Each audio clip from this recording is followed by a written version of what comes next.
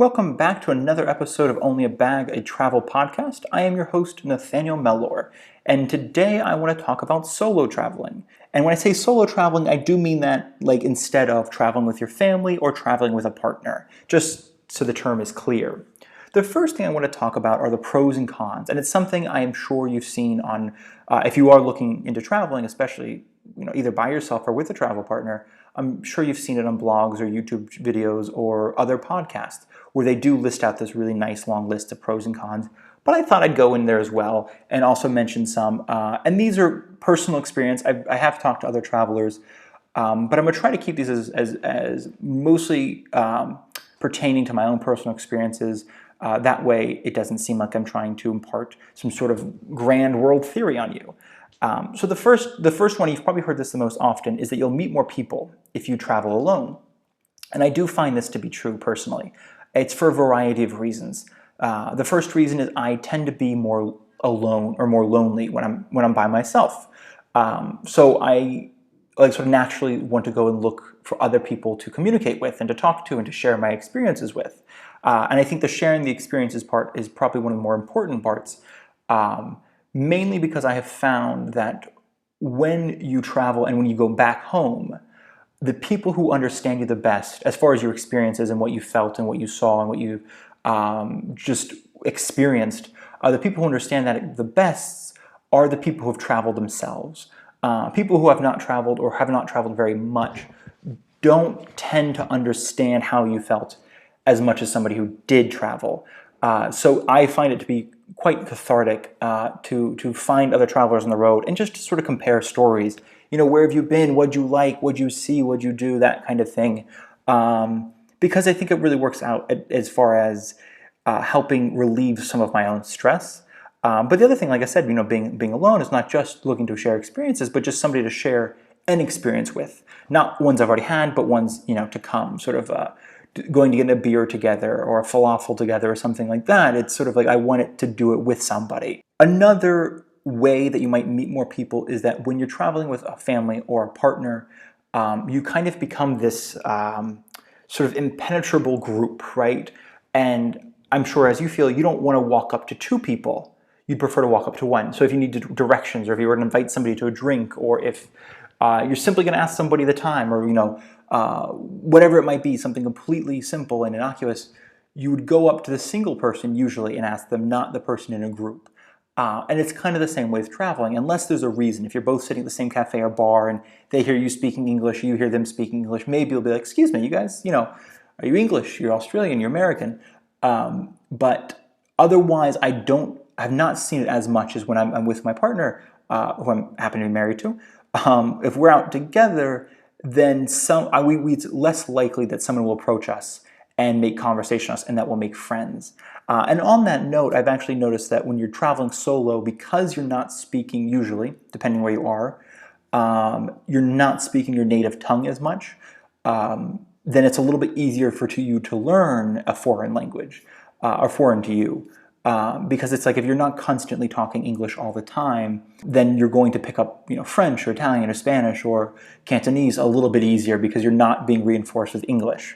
Another pro I often hear is that you can go where you want when you want. And I think there's a little bit of merit to this, but not much. And I think it mostly depends on the type of person you are and the type of person a travel partner could be to you. Mainly because my partner and I, we tend to want to go to the same places at the same time. And this is for a lot of reasons, because we're married, so our money is pooled. So it's sort of like, one of us isn't going to want to go to a 5-star hotel in Paris while the other one wants to go to a shack somewhere in Greece. It's sort of like we have the same sort of mentality as far as, well, let's go where we can afford and we're going to have fun. There's also questions of visas. Where do you have a visa to go? Where can you speak the language if you don't already have another language under your belt? And when you're by yourself, in theory, yes, you absolutely can go wherever you want, whenever you want. I have been places on my own that I'll arrive in the afternoon off the train. I'll spend a couple hours there. I'll realize I don't really want to stay. I'll get back on the train and I'll go somewhere else.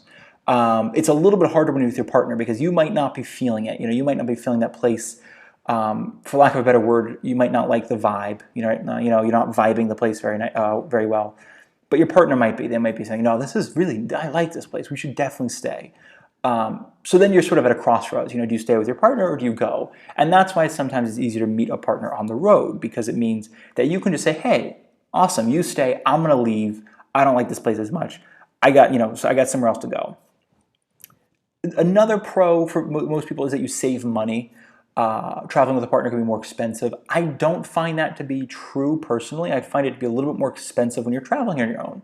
So for me personally, I put this into the con category. Mainly, and not for things like food, going out to eat. I can see that if somebody's thinking that like, well, if you're going with a partner, they might want to go somewhere expensive. That makes sense. But a lot of, in my experience, lodging, for instance, tends to be cheaper when you're with a partner, simply because if you are, let's just say a hostel room might cost you, let's just say 50 euros a bed, right? Which is kind of the going rate in some of the cities I've been to. So two of you is 100 euros. That's a hefty price for simply a bed in a shared room. However, there are a number of hotel rooms that are 60 to 70 euros, more expensive than a single bed, but cheaper than two people each having a bed in a hostel. So, I mean, of course, you don't get any of the experiences of being in a hostel. You don't get to meet the people. You don't have the bar downstairs, et cetera, et cetera. However, it's cheaper. Sometimes with food, it's the same way. I tend to buy more food than I need sometimes, especially when I travel by myself. And then I have leftovers that I don't eat, or I just have food I don't eat simply because I'm like, well, I bought a jar of pickles because I really wanted pickles, but I wanted 2 pickles, and I have a jar of 20 of them. So then I leave them for the person I was, couch surfing with or something like that. So there are some, financially speaking, there are definitely some pros and cons to it on both sides. It really depends, though, on really your partner and you. And if you have the same sort of financial standpoint, then as far as, are you going to be staying the night in 5-star hotel, 4-star hotels? Or are you going to spend the night in Airbnbs and 2-star hotels? Are you going to go out to eat every night, or are you going to try to find, again, some sort of lodging with a kitchen? If you do go out to eat, is it a €5 falafel, or is it a €25 plate of cacio e pepe? Like, what's the what is the idea that you're looking for? What is the financial limit that you've set upon your trip? There are, of course, other cons, not just cost, to traveling alone. The one of them would be safety. It's a little bit less safe to travel by yourself for a variety of reasons, and I don't just mean in a large sense of safety as far as getting mugged on the street necessarily, but even in an airport, for instance. If you're bringing a large bag, it's nicer to leave it with someone while you go to the bathroom or while you go get snacks or something like that. I don't know if you've been to one of those airports. They have the tiny little, the newsstand sort of things where you go and you can get an airport paperback or a magazine or snacks, but the aisles are incredibly tight. So you have to either carry your backpack through, trying not to hit anything. You have to roll your bag. It's a nightmare. So it's, it kind of comes up that question of, I wish I could leave the bag with somebody.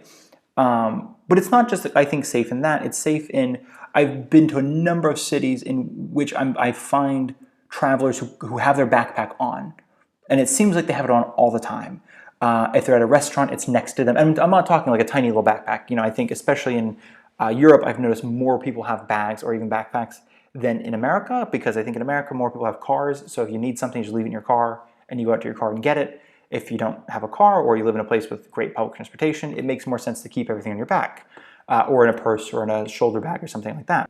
But the bag I'm talking about is this sort of massive hiking backpack with the thick waist straps and the chest straps and the whole 9 yards, and it's got the sleeping bag to the outside, and it's got a sleeping pad below that, and they're going to a restaurant and trying to put it in the corner because they don't feel safe leaving it at their hostel because there's nobody to look after it. And of course, some hostels do have safes and things like that, but still, by and large, you don't really want to leave your bag at a hostel. You kind of want to take it with you just in case. Of course, one of the safety concerns is also with things like mugging, with things like any sort of violent crime. You are a target, you are clearly a foreigner, you might not understand how the police system works, or you might not understand how to report a crime or anything like that, so you become an easier target.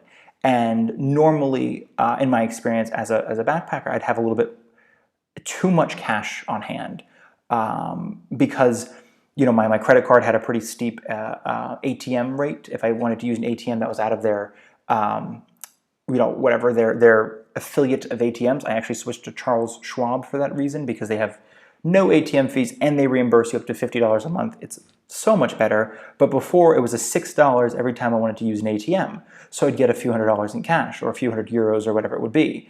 And this was really difficult to travel with, because it meant I have to keep a couple $100s in a couple different places on my body, just in case I did lose my bag or my wallet or anything else I was keeping the cash in. I mean, like at some point I was keeping in a shoe or the pocket of cargo shorts or something like that. And of course, there are things you can do to sort of stay safer while you're traveling by yourself. A lot of them are kind of, avoiding drinking too much while you're out and about, just so you don't come home drunk and, again, looking like a target. Trying to avoid being in unfamiliar places at night. Trying to, it's the same things you do at home, basically. It's just do them also while you're abroad.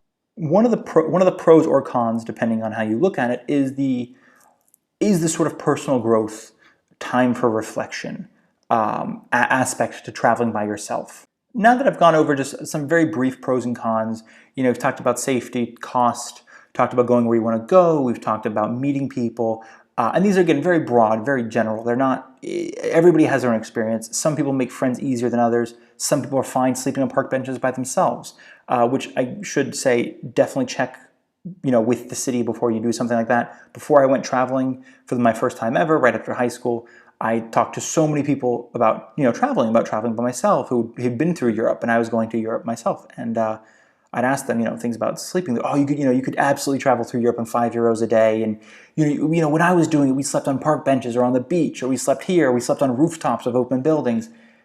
And that's kind of how I assumed it would be. And then I get here, and then I was like, oh, so most of that's illegal, and there's no way you can travel through Europe on €5 a day unless you're doing, some parts of Greece or Portugal or rural parts of, Spain, maybe even rural parts of Italy. But by and large, it's a very expensive continent. So basically, it's to say everybody's experience is different. Some people's experiences have been changed by time, others by cost, and others just simply by luck and opportunity. Moving on from that, what I want to also talk about is sort of the mental aspect, the mentality of traveling, especially by yourself, because that's, I think, a really something I didn't understand before going, which is one of the reasons I wanted to talk about it, is how it would be to travel by myself. Before I went traveling to Europe, I think I was 18 at the time. This was back in 2013. I had only done 2, maybe 3 solo trips. I think one was 15, like maybe with 15, 16, and 17. I did a solo trip, each year, just somewhere for a couple of days in the country, just to see how it is to travel by myself. And I thought, I can do this. This is easy. And then I, plan this big trip, and I go to Europe, and I find that I am very lonely all the time. I'm very homesick. I don't know what's happening. I don't fit in. I don't belong. I was having a lot of trouble making friends or meeting people. And so it kind of, everything, it tended to spiral. I felt very depressed. And there were some very good days, and there were some very bad days, as far as just not knowing what to do, not knowing where to go, and just deciding to get on a train and seeing what happens. Buying a ticket, but then, seeing what happens, and, ending up and just being like, oh, this is not what I want to do. I thought it'd be much more fun. But I have found that solo traveling is a great time for personal growth. It's a good time to find out, who you are, basically, to yourself, not trying to, show somebody else, not trying to show your parents, your friends, your partner, but you trying to figure out by yourself who you are. Can you handle these stresses? Can you handle your new environment? Can you adapt? And one part of adapting is to change your perspective.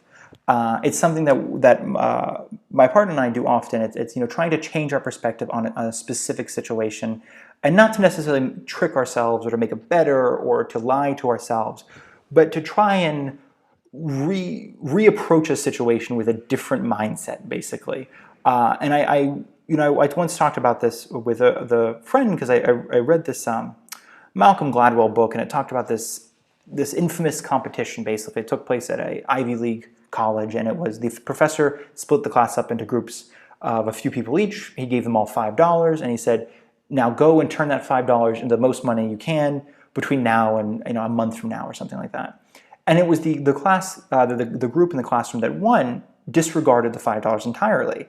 And the runner-up group also disregarded the $5 entirely. The winning group went around to different restaurants and made reservations for the sort of prime slots, and then sold those reservations that evening to people waiting in line. And the runner-up group made a bicycle repair stand in the middle of the campus with donations accepted. And those are the two winning groups. They basically changed their perspective, and rather than saying, how do we turn $5 into $500, they said, how do we make $500 from scratch? How do we make money? Let's talk about making money. And sometimes that's kind of how it has to be for traveling. Like my partner and I, we started back when we first set out to leave. We left about maybe $14,000, and this would have been at the end of 2018. So we worked for about a year and a half, 2 years. I had just gotten back from a trip, and I immediately started saving up again. And we worked and we worked and we worked, and we finally had about $7,000 each. And my first ever trip, I only left with about $5,000. So this was already quite a bit more than I'd ever traveled with. The second time I traveled, I think I left with $2,000, which did not end up very well. So we felt pretty flush with cash, as it were. And over the course of our travels, so this is from the end of 2018 all the way to now, this is recording halfway through 2021, there have been times where we have about $20 left in our checking account. Sometimes more, sometimes less, and then sometimes there's a lot more. And it depends on if we, like, I'm also an editor and a beta reader through Fiverr, so if I make sales there, or if my partner, if she sells her paintings, then all of a sudden we have money again. So this does go back to changing your perspective, because it's easy to look at, we started with so much money, we have nothing, we have to go home, we have to start over, we have to get jobs again. But it's another way to look at it and say, okay, rather than, we used to have 14,000, now we only have 1,000. It's, okay, we have 1,000. That's a lot of money. What can we do with $1,000? Not even how far can it get it necessarily, but what's possible with 1,000? What's possible with 500? And there's tons. There are house sits available. There was one we saw, this is around the time where we checked our bank and I think only had a few $100s left. And we saw a house sit in northern Italy, and basically the idea was it's rather than taking care of somebody's dog or cat, which is normal, you are just there to keep the mother company. There's this, she was, I think, 75 or 80, and she just needed somebody around the house to have dinner with every night. And so the deal was, you go there, the meals are paid for, you have an apartment on the premises, and just every dinner you have to spend with the woman who posted, her mother. And so, again, changing perspective, looking at this, it's like, that's free lodging, it's free conversation, it's free food, it costs us nothing to be there. To get there, of course, it costs a little bit of money, but not more than $100. And that can last for as long as they would like. And I think they were asking for 3-month stays. That way, it wasn't coming for a week and leaving, or coming for 2 nights and leaving, but it was coming, being friends, learning about each other, and then, when you had to go, you had to go. Changing your perspective also means adapting to a new normal. And it's a phrase that has been tossed around for a while now, for a couple of years now, at the very least. But it's basically, it's you used to have a normal life, or a normal experience, or a normal perspective, but now you have a new one because, for instance, how many people do you know often sleep on the floor of strangers' houses? Probably not many, but then once you've traveled, if you are going to try couch surfing, that will be your new normal, sleeping on a complete stranger's floor, or their couch, or their spare bedroom, but sometimes it's just a bit of floor. How many people do you know, pick grapes or olives or make cheese or work in a cafe for free in exchange for lodging, and that's something like Workaway. How many people, I talked a little earlier, but it's, the people who had traveled back in the 80s and 90s, they're talking about sleeping on beaches and parks and rooftops, and it's like, how often does that happen? That actually fairly often, because there's a number of people experiencing homelessness, especially in Europe. But for them, I still imagine that's a new normal. I don't imagine their entire life has been spent that way. But I think it goes beyond that. It's how many people basically have had the experiences you've had, and were able. No. And it's not just about how many people have done something that you've done, it's also about, have you ever done that before? And if you haven't, are you ready to adapt and to let that again become the new normal? Of course, once you go back from your trip, once you go back home, your normal will readjust to whatever that is, whether it's waking up early and getting to work and driving there and going to Panera Bread for lunch type of thing, and that normal will readjust. But the reason I bring this up, the reason I talk about new normal, is sometimes that can be shocking. It can be, it's one of the changes that can be stressful, and it can make you feel even more homesick, even more lonely, even more as if you're apart from everybody else. But it's learning how to adjust to that will help you. It's learning how to go with the flow, basically. Obviously, that's a classic expression, but it really does work. It's take a deep breath and be like, okay, that's what's happening today. I went to sleep at midnight because my host was out late, and I couldn't come into the house until they were here, and now they're up at 6 because they have to go to work, and I have to leave here too. And that's something I've done a couple times. Where it's just like you don't have a choice. You're just like, okay, this is what's going to happen today, and if it's early, I'll go to a cafe, I'll have a coffee, I'll relax, have a breather. I might go to if there's a bookshop that's open, I might just go in there to get warm or cold, depending on how hot or cold the day is. And it's just taking, every life, every day of your life by 10, 20-minute increments, because everything changes so quickly and so often that, by the end of your trip or halfway through your trip, your new normal will have changed, and your new normal might be something more fluid. Ultimately, what all of this comes down to, whether you travel alone or whether you travel with a friend or a partner, it comes down to how you want to travel. I have found that a type of traveling that is more concerned, if you are concerned about personal growth, if you are concerned about learning more about yourself, trying to overcome challenges by yourself, trying to understand your own fears and your own anxieties and your own trepidations, traveling alone is a great way to do that. It's a great way to learn about yourself. But it doesn't necessarily have to be the same kind of travel. For instance, you don't have to go to the same kinds of places that you might go with a partner. Because I think for many people, myself included, that traveling by yourself is exciting, it is fun. But at the end of the day, I personally feel like I want to sit down with somebody and be like, man, what a crazy day. Do you remember seeing this thing? Do you see that thing? Oh, and the smells at the spice market, or oh my God, the guy shouting at the meat market. And you want to kind of connect with somebody and just know that there is somebody else that has shared that experience with you, and it sort of lives more forever in a certain sense. It's when I've had experiences by myself, they sort of peter out in my head, or I misremember them, or I sort of romanticize this idea of what it was. And sometimes there's a bittersweetness to it looking back. But anytime I've traveled with somebody, they're always just so much more vivid. And to be able to kind of just call somebody or text somebody and be like, do you remember that time we did this thing? And to have that just run into a conversation. And there are still people I know, that I've met years ago, and I met them for an afternoon, or I met them for an evening, that I'm still friends with on Instagram or whatever it is. And we still occasionally stay in touch, and we talk about where we've been and talk about what we've been doing. And part of that is just because it's somebody else you met, some other connection you've made. So I do, as much as I think solo traveling is important, especially to people who are searching for a way to learn how to better themselves in a certain sense and to understand themselves, I do recommend everyone at some point in their life, if you are going to travel with a partner and to share some experiences. And that way I do think you might find them to be a little bit more fulfilling. Anyway, thank you so much for listening, and I hope to see you in the next podcast.